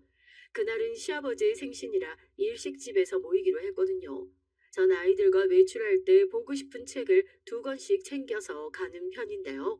그날은 첫째가 도서관에서 빌린 책을 챙기더라고요. 전 책을 깨끗하게 잘 챙겨야 한다고 하고는 늘 들고 다니는 가방에 넣어주었죠. 둘째는 그림만 보는 수준이지만 그래도 형이 보면 옆에서 자기도 책을 보겠다고 떼를 쓰는 아이라 그림책도 챙겼고요. 시아버지께서는 어떻게 볼 때마다 이렇게 무럭무럭 자라는지 모르겠다고 감탄을 하셨습니다. 시어머니께서는 이런 중요한 자리에 옷도 제대로 고를 줄 모르냐며 타박을 하셨지만 전 그냥 흘려 넘겼어요. 식사가 시작되고 아이들은 금방 배가 부른지 책을 꺼내서는 둘이서 소곤거리며 보기 시작했습니다. 중간중간 제게 물어보기도 했지만 자기들끼리 너무 얌전하게 잘 앉아 있었죠. 형님은 어떻게 저렇게 얌전하게 있을 수 있냐며 자신의 아이들이랑 비교가 된다고 부러워하셨지만 전 오히려 너무 앉아만 있으려고 해서 고민이라고 말하며 나름 화기애애한 시간을 보내고 있었답니다. 그때였어요. 너희 집이 그렇게 궁핍하니? 둘이서 벌면서 도대체 돈은 다 어디다 쓰는 거야? 혹시 너 우리 아들 몰래 친정에 돈 갖다 주고 그러니? 어머니, 무슨 말씀을 하시려고 그러세요? 저희 충분히 잘 지내고 있고 설사 저희가 장인 어른께 용돈을 챙겨드린다고 해서 문제가 되는 것도 아니잖아요. 남편의 말에 시어머니께선 정말 친정에 돈을 보내주느냐며 놀란 목소리로 말씀하셨어요. 당시 아버지께서 일을 하시다가 손을 좀 다치는 바람에 집에서 쉬고 계셨거든요. 그래서 생활비를 조금 챙겨드리긴 했었는데 그게 무슨 문제가 된다곤 전혀 생각을 해보지 않았던 전 시어머니의 그런 반응이 달갑지 않았습니다. 전 무슨 말씀을 하고 싶으셔서 그런 것을 물어보시냐고 말했죠. 저도 모르게 날선 반응을 보여 민망하긴 했지만 그래도 내색하지 않으려고 애썼답니다. 시어머니께선 그 문제는 나중에 얘기하자고 하시더니 첫째가 보고 있는 책이 뭐냐고 물어보셨어요. 오늘 낮에 도서관에서 읽어보더니 너무 재밌다고 하게 빌렸는데요. 무슨 문제라도 있으세요? 그 책 그거 얼마나 한다고 더럽게 다른 사람들 손때나 묻은 책을 보게 만들어? 서점 갈 돈 없어? 서점 갈 돈이 없는 게 아니라 전 아이들이 도서관에서 배울 것들이 많다고 생각하기 때문에 아이들과 함께 갔고 아이가 원해서 책을 빌렸을 뿐이에요. 그게 비난받을 일은 아닌 것 같은데요. 그래, 말 잘했다. 도서관 좋지. 그런데 너네 애들이 이렇게 클 동안 고작 도서관 데리고 다닌 것이 다니? 이만한 나이면 외국어도 시작하고 기본적으로 음악, 미술, 체육 하나씩 골고루 배워야지. 6살이나 된 애가 아직 구구단도 못한다는 게 말이나 되니? 어린이집 교사라는 애가 어떻게 자기 자식한텐 관심이 없어. 어머니 말씀처럼 제가 어린이집 교사거든요. 구구단 빨리 외우고 영어 일찍 시작하는 것이 전부는 아니더라고요. 어머니 말씀도 일리가 있지만 전 그렇게 키우고 싶지 않아서요. 제 대답에 식사 자리 분위긴 180도로 변해버렸습니다. 방금까지 웃으며 이야기를 나누던 다른 가족들의 시선이 집중되는 것이 느껴졌어요. 아이들 교육을 두고 시어머니와 저의 설전은 계속됐습니다. 결국 화를 참지 못한 시어머니께서는 앞으로 아이들 교육은 자신이 맡아서 챙길 테니 당장 내일부터 아이들을 본가로 보내라고 말씀하셨어요. 당연히 전 못한다고 대답했죠. 당신이 나설 자리가 아니야. 애들 엄마가 어련히 잘 키울까? 당신은 가만히 있어요. 여보, 속 편한 소리 하고 계실 상황이 아니에요. 제가 뭐라 그랬어요? 이 집안에 어울리는 아이가 아니라고 했지요. 지금 보세요. 애들 미래는 조금도 관심 없는 저 모습을 좀 보라고요. 시어머니께선 무조건 손자들을 자신이 키워야 한다고 우기셨지만 시아버지께선 좋은 날 얼굴 붉히는 일은 그만 좀 만들자고 하시면서 선을 그어버리셨죠. 제가 말리지 않았더라면 남편이 나서도 12번은 더 나서서 시어머니께 따지고 들었을 겁니다. 그렇게 가족 식사 자리는 마지막에 냉랭한 분위기로 마무리됐답니다. 하지만 결정적으로 저희 집이 시댁 식구들과 인연을 끄는 건 다른 사건 때문이었어요. 해가 몇 번은 더 바뀌고 큰애도 초등학생이 됐죠. 그날은 명절에 차례를 지내려고 친척들이 다 모인 자리였습니다. 어른들 앞에서 한껏 의젓한 척하고 있던 첫째에게 어른들이 커서 뭐가 되고 싶냐고 물어보셨어요. 첫째는 크고 또랑또랑한 목소리로 의사가 되고 싶다고 대답했습니다. 그 나이대의 아이들이 그렇듯 첫째도 매일 꿈이 바뀌고 있었는데요. 당시 제가 열이 높아서 병원에 일주일 정도 입원을 했었는데 그때의 기억이 강렬했던 것인지 의사가 되고 싶다고 말을 하더라고요. 어른들이 웃으시면서 훌륭한 의사가 될 것이라고 덕담을 해주시는 가운데 시어머니께서 한마디 하시더군요. 제 마음에 불을 지른 한마디였습니다. 의사는 무슨 엄마 머리 닮았으면 절대 못하죠. 제가 가르쳐 봐서 아는데 진짜 얼마나 머리가 나쁜지 그런 애는 처음 봤다니까요. 엄마 그만 좀 하라고. 아니 친척 어른들 다 계신 자리에서 뭐 하는 짓이야? 애도 듣는데. 아 내가 뭘 틀린 말하고 있는 것도 아닌데. 너희 엄마가 워낙 등신이라 넌 너희 엄마 머리 닮아서 그런 일 못할 거야. 나중에 좌절하지 말고 애당초 다른 꿈을 생각해 보렴. 알겠니? 방금까지 웃고 떠들던 친척들이 다들 입을 떡 벌리며 시어머니를 바라봤습니다. 시어머니께선 첫째 머리를 쓰다듬어 주시면서 다 머리 나쁜 엄마 탓을 하라고 하더군요. 순간 눈이 돌아버린 전 그런 시어머니의 손을 소리나게 쳐냈어요. 시어머니께선 깜짝 놀라시며 지금 뭐 하는 짓이냐고 하시더군요. 제가 하고 싶은 말이네요. 지금 아이한테 뭐라고 하셨어요? 그게 지금 해도 되는 말이라고 생각하세요? 아, 내가 틀린 말이라도 했니? 이뤄질 수 없는 희망을 심어주느니 진실을 알려주는 것이 맞지. 진실이요? 뭐가 진실인데요? 정말 어머니 징글징글하네요. 어머니께서 매번 집안 타령하시는데요. 사실 전 아무리 생각해도 그게 뭔지 모르겠거든요. 이 집안이 얼마나 대단한지도 모르겠고요. 너 감이 어디다 대고? 그 감이라는 말, 그 말도 전 왜 저한테 쓰시는지 모르겠어요. 사람이 사람한테 감이라니요? 너 여기 어른들 다 계시는데 목소리 높여가면 뭐 하는 짓이야? 부끄러운 줄도 모르고. 어머니야말로 부끄러운 줄 아셔야죠. 애들을 앞에 두고 너희 엄마가 머리가 나쁘니 어쩌니. 저라면 그런 말은 죽어도 안 해요. 아이한테라면 그것도 자기 핏줄이라면요. 전 바락바락 소리를 높여 말했습니다. 형님께선 어떻게든 저를 진정시키고 싶어 하셨지만 전 이 순간을 마지막으로 시댁 식구들을 다시는 안 볼 생각이었어요. 이혼을 하는 한이 있더라도 이놈의 집구석관 오늘이 마지막이다 싶었죠. 제가 섯을 시퍼렇게 덤벼들자 시어머니께서도 당황하시면서 한 걸음 뒤로 물러서시더군요. 다른 어른들께서 시어머니에게 말이 심했다고 하시며 아무리 농담이라고 해도 그런 말을 아이한테 하면 되느냐고 하더군요. 어쨌든 이 순간을 농담으로 넘기고 싶어 하는 것 같은데 전 그렇게 둘 생각이 조금도 없었답니다. 자기도 너무 흥분했어. 조금만 가라앉히고 천천히. 아니요. 전 이제 이 집 사람 안 하렵니다. 이혼 그까짓 거 제가 무서워할 것 같으세요?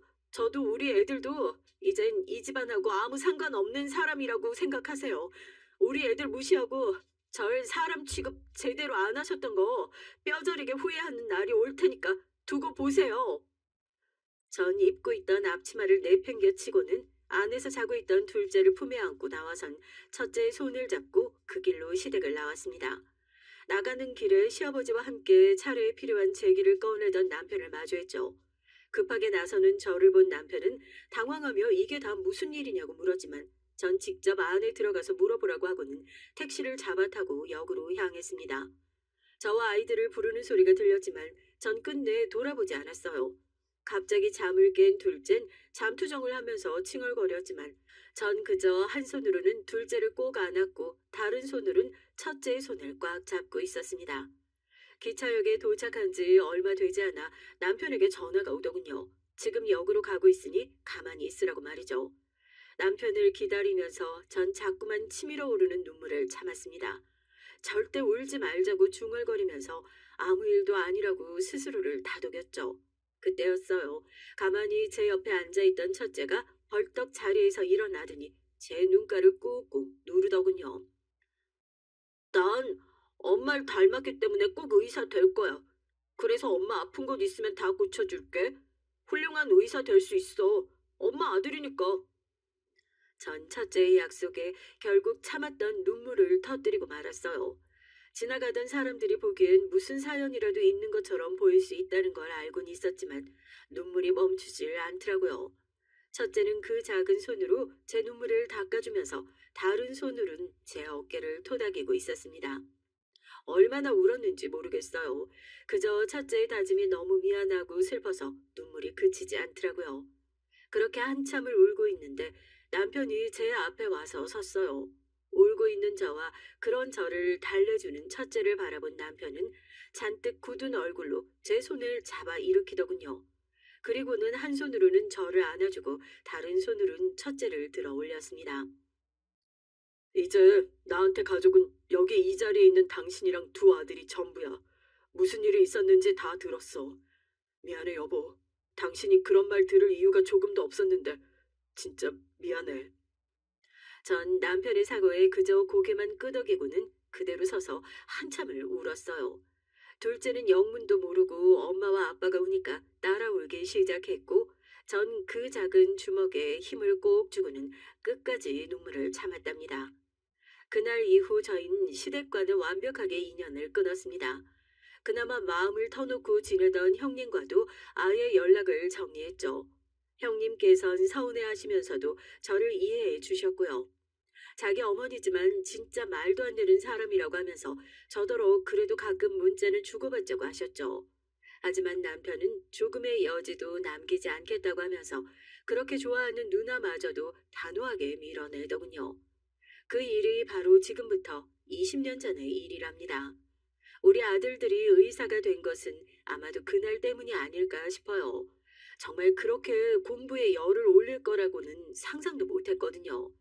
지금 첫째는 간담 췌외과를, 둘째는 심장외과를 전공해서 대학병원에서 근무하고 있답니다. 둘째는 형을 그렇게 쫓아다니더니만 결국은 의대도 따라가더라고요. 첫째는 동기와 결혼까지 했고요. 그러던 어느 날이었습니다. 남편 몰래 문자만 주고받던 형님께서 만나서 얘기를 좀 하고 싶다고 하더군요. 20년 동안 한 번도 없었던 일에 전 망설이지도 않고 형님께서 부르는 곳으로 나갔죠. 강산이 두 번이나 바뀔 시간이었는데 형님은 하나도 변한 것이 없더군요. 형님은 잘 지내냐고 웃으시며 인사를 건넸지만 그 모습이 꽤나 수상하게 느껴졌습니다. 전 무슨 일이 생긴 것이 분명하구나 싶었죠. 하지만 형님께선 좀처럼 말을 꺼내지 못하고 자꾸만 다른 말씀만 하시더라고요. 전 참을성 있게 기다리고 있었죠. 한참을 빙빙 둘러 말씀하시던 형님은 결국 마음을 정하셨는지 충격적인 말씀을 꺼내셨습니다. 사실 이런 말을 꺼내기가 참 민망하고 부끄러운데 너무 급해서 어쩔 수가 없었어. 사실 엄마가 좀 아프셔 옳게. 어머님이 아프시다고요? 어디가요? 간에 문제가 생겼는데 수술을 해야 한다고 하더라고. 그래서 병원을 알아보는데 딱 올케가 생각나더라. 큰애가 아직도 그 병원에 있지? 전 형님이 왜 그렇게 망설이시며 얘기를 꺼냈는지 이해가 됐습니다. 간에 관해선 첫째가 있는 병원이 유명했거든요. 형님께선 제가 나서서 어떻게든 해주기를 바라고 말씀을 하셨지만 전 쉽게 대답이 나오지 않았어요. 사실 20년 전에 그 일은 저도 이젠 어렴풋하게 기억에 남아있지 시어머니에게 딱히 감정이 남아있진 않았거든요. 하지만 첫째는 남편은 아니더라고요. 아직도 그날의 기억이 생생한 것 같았죠. 전 형님께 솔직하게 말씀드리고 얘기는 해보겠지만 장담은 못 드린다고 했습니다. 형님은 말이라도 그렇게 해주는 것만이라도 충분하다고 말씀하셨어요. 집에 와서도 전 한동안 멍하게 창밖을 바라봤습니다. 남편에게 먼저 얘기를 꺼내야 할 텐데 차마 입이 떨어지지 않더라고요. 거기다 타이밍은 또 얼마나 좋은지 아이들이 다 집에 와서 밥을 먹겠다고 하더군요. 전 식사가 코로 들어가는지 입으로 들어가는지 모를 정도였어요. 이런 저의 마음을 먼저 눈치챈 건 둘째였습니다. 후식을 먹다 말고 둘째가 하고 싶은 말이 있으면 빨리 하라고 재촉을 하더라고요. 전 첫째와 남편을 힐끔거리며 낮에 있었던 얘기를 꺼냈죠. 남편은 시어머니께서 아프시다는 그것도 수술이 필요할 정도라는 말에 흠칫거리며 긴 한숨을 내쉬었습니다. 제 말이 끝나고 나서도 첫째는 아무런 말을 하지 않더라고요. 그래서 고모는 어쩌라고 그런 말을 하시는데요? 저희 병원으로 보낼 테니 저더러 신경을 써달라 이런 말씀이세요, 설마? 아무래도 연세가 있으시기도 하고 수술이라는 게 쉬운 것도 아니니까. 수술은 누구한테나 쉽지 않아요. 나이와 상관없거든요. 다 위험하고 힘들죠. 냉정한 첫째의 말에 전 할 말을 잃었습니다. 둘째는 뭘 또 그렇게 얘기하느냐고 핀잔을 줬지만 전 어떤 말을 해야 할지 모르겠더라고요. 첫째는 우선은 알겠다고 말하고 그날 저희 가족은 말을 아꼈습니다. 남편은 20년 동안 연락을 끊고 지냈다고 하지만 시어머니께서 아프시단 말에 좀처럼 잠을 이루지 못하더군요. 그날 그 역에서 가족은 우리뿐이라고 했지만 그게 어디 쉬웠겠어요. 천륜이라는 말이 괜히 있는 것도 아니고요. 어떻게 하루아침에 부모 자식 간의 관계를 칼로 자르듯이 잘라낼 수 있었겠습니까? 명절이 되면 생일이 되면 그날마다 남편은 잠을 이루지 못하고 힘들어했어요. 하지만 그래도 그 내색을 하지 않으려고 노력을 했고 전 그런 남편의 마음을 알았기에 아는 척을 할 수가 없었습니다. 시어머니께서 간이 나쁘다는 말에 남편은 일주일 동안 밤에 잠을 이루지 못하고 이리저리 뒤척였어요. 얼굴이 눈에 띄게 수척해져 갔죠. 거기다 형님께선 시어머니께서 간이식을 할 수도 있다고 하더라고요. 남편은 그 얘기를 듣고 저 몰래 검사도 한 모양이었습니다. 만약 그런 상황이 온다면 간 이식을 할 작정이었던 것 같았죠. 형님은 날이 갈수록 힘들어하시는 시어머니를 곁에서 보기 힘드셨는지 몇 번이나 전화를 더 하셨어요. 핸드폰 너머로 초조해하는 마음이 고스란히 전해져 왔지만 저도 할 말이 없었습니다. 그렇게 일주일이 지난 아침 모처럼 집에서 잠을 잔 첫째는 숟가락을 내려놓으며 병실을 하나 마련해 두었으니 입원부터 하자고 하더군요. 간다는 검사가 추가로 있을진 모르지만 우선은 교수님께 말씀을 드려놓겠다고 말이죠. 남편은 그런 첫째를 보며 입을 달싹였습니다. 하고 싶은 말이 많았겠지만 뭐라고 해야 할지 모른다는 듯이 말이죠. 그리고 출근하는 첫째의 등 뒤에 대고 미안하고 고맙다는 말을 하더군요. 시어머니의 입원은 빠르게 진행됐습니다. 형님은 연신 고맙다고 하셨지만 전 그저 첫째의 결정이었다고 말했죠. 형님은 시어머니를 만나볼 생각은 없느냐고 물었어요. 물론 전 아직 시어머니를 만날 준비가 되어 있지 않았거든요. 그래서 다음에 가보겠다고 하면서 이리저리 미루기만 했어요.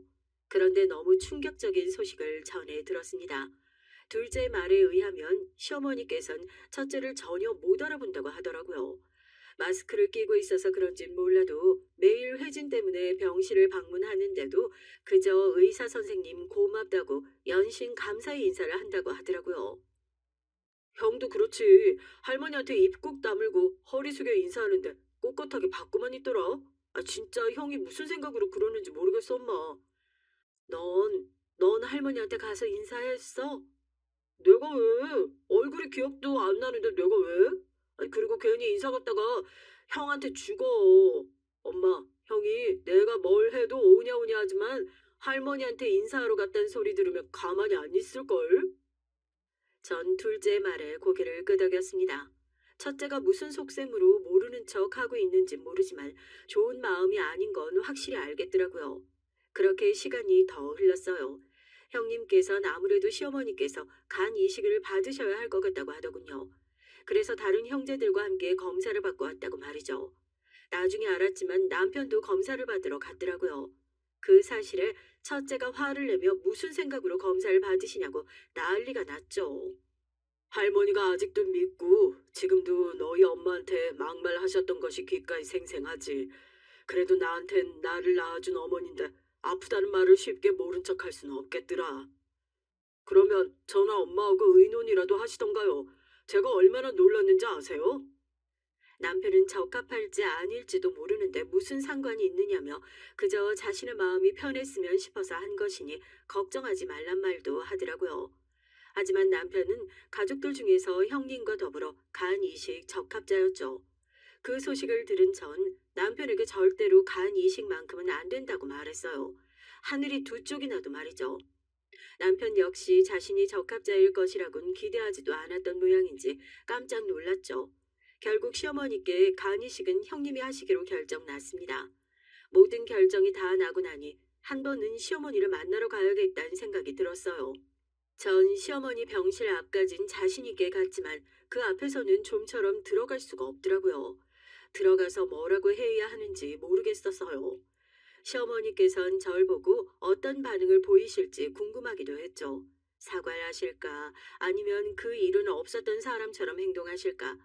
그렇게 망설이던 전 크게 용기를 내서 문을 열고 들어갔습니다. 20년 만에 만난 시어머니께선 많이 야윈 모습이셨어요. 얼굴색이 좋지 않았죠. 저와 눈을 마주하신 시어머니께선 20년 전 그날과 조금도 다름없는 모습과 말투로 얘기를 하셨어요. 다시는 보지 말자고 하더니 내가 죽을 것 같으니까 뭐라도 얻어먹을 것은 없나 싶나 보지. 이렇게 병원을 찾아오고. 엄마, 그런 거 아니에요. 이 병원도 올케 덕분에 들어왔어요. 알지도 못하면서 아유 이상한 소리 좀 하지 마세요. 저게 무슨 힘이 있다고 안 본 사이에 돈이라도 좀 벌었니? 그런데 하고 다니는 꼴을 봐서는 촌티가 줄줄 흐르는 것이 그런 것 같지는 않은데 말이야. 어머니는 아프시다고 하시더니 여전하시네요. 사람 무시하는 말씀은. 어머니? 내가 네 어머니긴 하니? 왜? 그날 그렇게 큰 소리치고 나가더니 고작 나 아프다는 소리에 혹시라도 내가 죽으면 떨어질 유산이라도 있을까 싶어 쪼르르 달려오니? 역시 내 눈이 틀리지를 않았지. 나는 알았거든. 너의 그 천박함은 절대로 없어지지 않을 거라고. 정말 정신이 번쩍 들더군요. 역시 세월이 아무리 변해도 사람은 변하지 않는다는 것이 맞는 말이다 싶었습니다. 사람을 무시하는 말은 나이가 들어 더 단단해지고 거칠어져 있었습니다. 며칠을 고민했던 제가 우습더라고요. 이런 사람을 걱정하고 마음을 썼다니 일주일 동안 잠을 이루지 못한 남편도 불쌍했고요.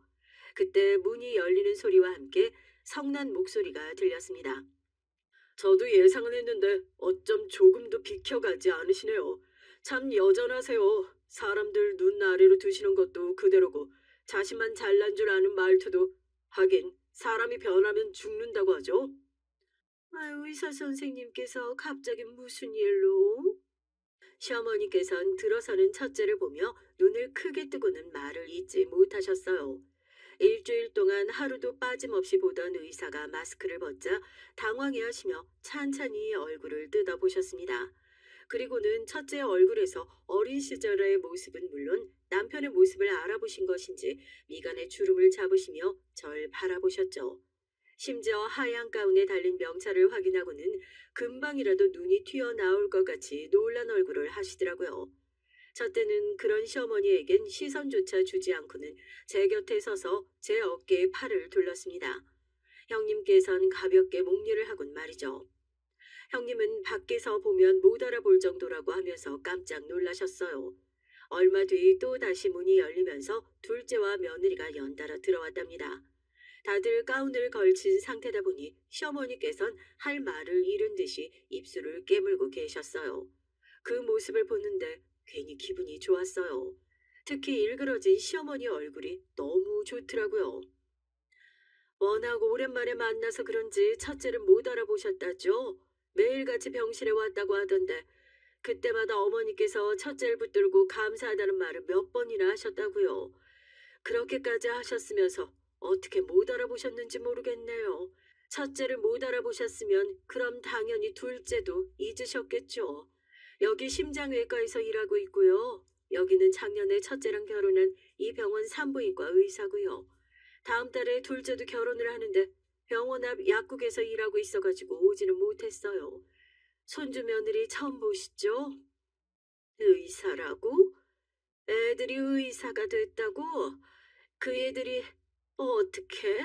어떻게 다 의사가? 제 속에 시어머니께선 말문이 막혔는지 정말 의사가 된 것이냐고 형님을 돌아보며 물어보셨습니다. 눈으로 보면서도 왜 못 믿으시냐고 하더군요. 그러면서 혹시 눈 나쁘시면 안과에 얘기를 해두겠다는 말을 하는데 제 아들이긴 하지만 정말 얄밉더라고요. 시어머니께선 둘째를 향해 눈을 부라리며 다시금 아이들을 하나씩 바라보셨습니다. 다 엄마를 닮은 덕분 아니겠어요? 할머니께선 제가 엄마 때문에 의사가 될 수 없다고 아주 확신을 가지고 말씀하셨는데 아쉬우시겠어요? 그때가 언젠데 아직도 그 얘기하고 있어. 너도 참 한참 어릴 때였는데 말이야.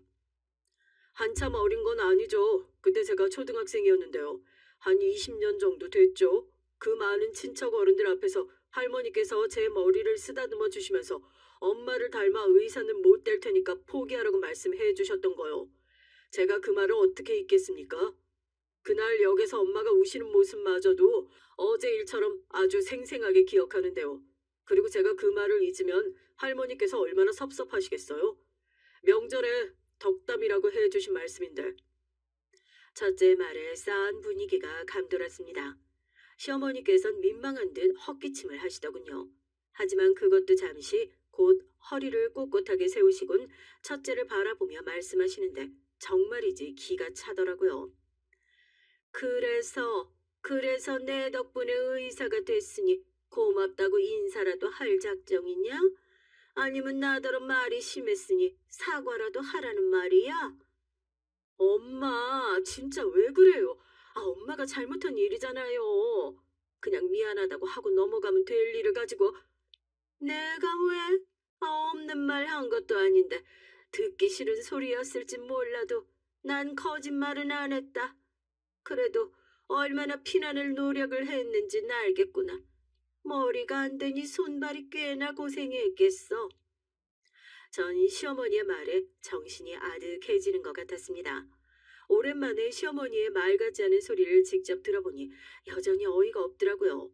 거기다 어떻게 얼굴색 하나 바뀌지 않고 그런 말들을 하는지 정말이지 이젠 놀랍기만 했습니다.